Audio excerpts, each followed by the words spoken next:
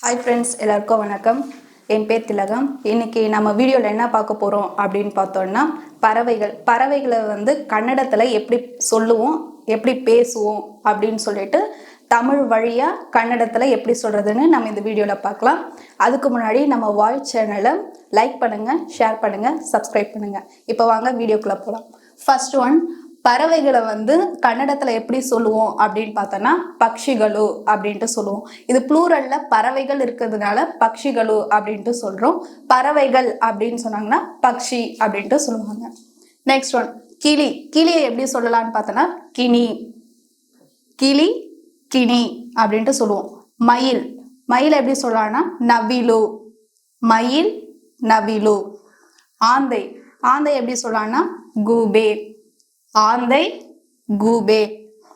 புறாவை எப்படி சொல்லணும்னா பாரிவாலா. நெக்ஸ்ட் ஒன், கோழியை எப்படி சொல்லுவோம்னு பார்த்தோன்னா கோழி.